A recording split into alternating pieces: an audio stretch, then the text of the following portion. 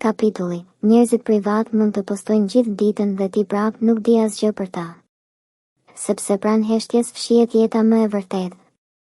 Jetojmë në një kohë ku njerëzit masin realitetin përmes postimeve. Sa më shumë foto, aq më shumë perceptim i jetës. Sa më shumë storie, aq më shumë bindje që dikush po jeton shumë më mirë se ti. Por e vërteta është se disa nga njerëzit më të thellë, më të ndjeshëm, më të mençur, janë ata që dinë të ndajnë pa zbuluar. Të postojnë pa zbuluar jetën. Të ndriçojnë pa treguar gjithçka. Sepse privatësia nuk është mungesë jete. Është mbrojtje. Është zgjedhje.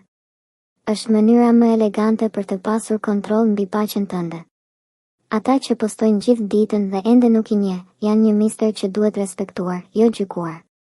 Sepse syt mund të shohin pamje, por nuk hyjnë dot në dhomën ku ndodh e vërteta. Mund të pëlqesh buzëqeshjen e tyre, por nuk e idenë çfarë betejësh kanë fituar në heshtje. Nuk e di kush u mungon, çfarë u ka dhënë jetë, apo çfarë i ka thyer.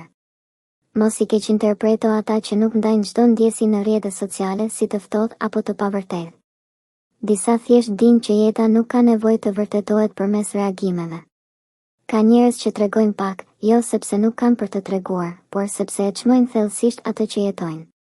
Prandaj herën tjetër që shet dikë që poston dhe mendon se po jeton në sipërfaqe, kujtoje, mund të jetë duke kaluar një stuhi, ose mund të jetë në paqe të thellë, dhe ti nuk do e dish kurrë.